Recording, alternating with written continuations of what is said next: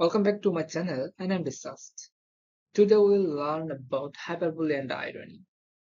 In our previous video, we have discussed simile and metaphor. Alright? তো যেহেতু আমরা simile আর metaphor নিয়ে আগের ভিডিওতে আমরা আলোচনা করেছি, ওই ধারণা তোমাকে যদি পেতে হয় তাহলে আগের ভিডিওটি তোমাকে দেখতে হবে, ঠিক আছে?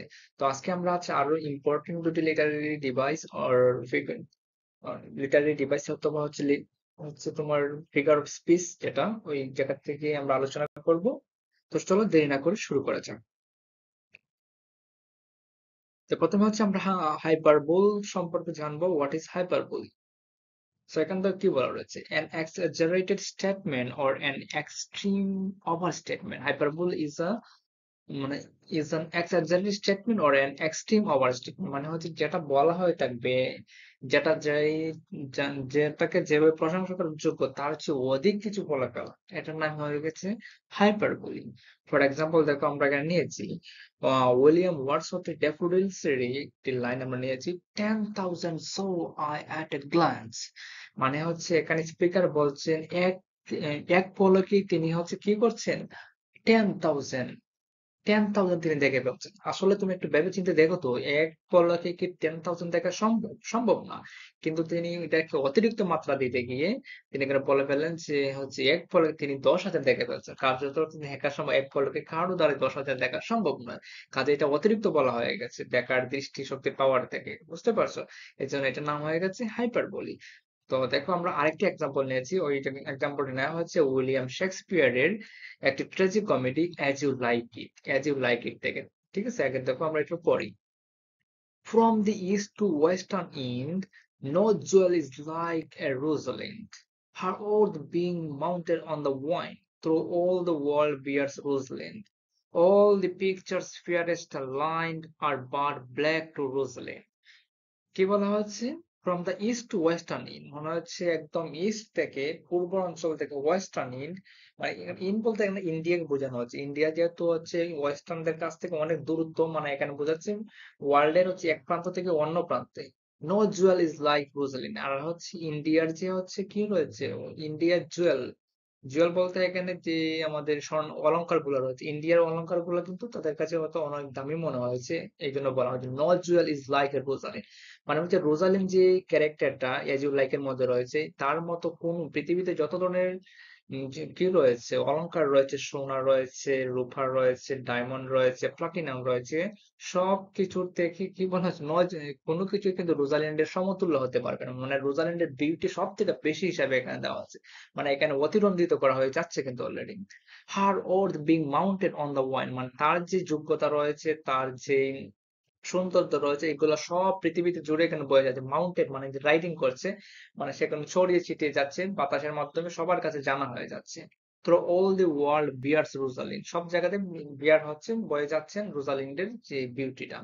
All the picture fairest line, মানে যত ধরনের পিকচার আঁকা হচ্ছে, পিকচার বলতে এখানে বোঝানো হচ্ছে ড্রয়িং, বিভিন্ন মনে করো বিশ্ববিখ্যাত কিছু আমাদের আর্টিস্ট আছে না, তাদের বিভিন্ন পাবলো পিকাসো বা আরো এরকম তাদের যে সব আর্ট রয়েছে, all the picture fairest line are but black to Rosalind, এগুলো যত সুন্দর সুন্দর পিকচার রয়েছে সবগুলো কিন্তু ব্ল্যাক হয়ে যায় রোজালিন্ডের কাছে। মানে রোজালিন্ডের বিউটিটা এখানে হাইপারবোল করা হচ্ছে, অতিরঞ্জিত করা হচ্ছে।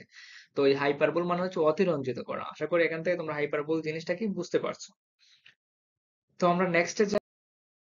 নেক্সটে আমাদের ছিল কি, সরি, হাইপারবোলের আরেকটা এক্সাম্পল এখান থেকে নেওয়া হয়েছে, ঠিক আছে? দেখো এখানে কি নেওয়া হচ্ছে, an 100 years should go to praise thine eyes and on thy forehead gaze, 200 to adore each breast, but 30,000 to the rest। ঠিক আছে, 30,000 to the rest। তো এটার মধ্যে কিন্তু অনেকটা কি ছিল, আইরনি ছিল, মানে অনেক কিছু বেশি প্রশংসা করা হয়, সরি হাইপার ছিল, মানে অনেক বেশি প্রশংসা করা হয়ে যাচ্ছে। তো এখন আমরা চলে আসলাম কি, আইরনিতে। So first of all we should know what is irony. An statement or a situation or an action which actually means the opposite of its surface meaning, মানে হচ্ছে সারফেস মিনিং মানে লিটারাল মিনিং, যেটা literal meaning দেয়া হয় এটা না হয়ে তার বিপরীত একটা মিনিং দিবে, সেটা হয়ে যাবে আইরনি।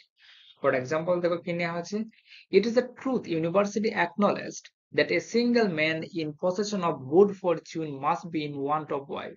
এখানে বলা হয়েছে কি দেখো, মানে একজন সিঙ্গেল ম্যান পাঁচশো জন গুড ম্যান, যার ভাগ্য ভালো, সিঙ্গেল ম্যান সুখী মানুষ, তিনি আবার থাকবেন কি আহ একজন তার ওয়াইফের জন্য অভাবে থাকবেন। কার্যত এটা অর্থ কি এটা সম্ভব? একজন মানুষ সুখী সমৃদ্ধ মানুষ হতে গেলে তার তো একজন জীবন পার্টনার প্রয়োজন, পার্টনার ছাড়া কখনো সুখী হওয়া সম্ভব না। কাজে এখানে যেটা বলা হয়েছে ঠিক উল্টোটা কিন্তু বোঝাচ্ছে, মানে একজন মানুষ সুখী হতে গেলে তার ওয়াইফ প্রয়োজন, ওয়াইফ ছাড়া সুখী নয়।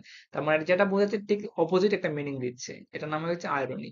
আর যদি আমি সহজ বাংলায় বলি, মনে করো তোমাদের কেউ, তোমাদের নাই হোক, মনে করো একজন স্টুডেন্ট, সেই ম্যাথ এক্সাম দিয়েছে 100 মার্কসের। তো সেই 100 মার্কসের মধ্যে সে পেয়েছে 30 মার্কস। তখন টিচার এসে বললেন, বেশ সাবাস, তুমি তো অনেক ভালো করেছো। মানে এইটা কিন্তু আইরনি হয়ে যাবে, কার্যত অর্থ কিন্তু সেটা ভালো মার্কস না, 30 পাওয়া, এটা কিন্তু তাকে পরে কি হয়, ঠাট্টা করা হচ্ছে, বিদ্রুপ করা হচ্ছে। তার মানে এটা আইরনি, যেটা করা হচ্ছে তার উল্টোটা করা হচ্ছে। তো আশা করি আইরনি জিনিসটা কি তোমরা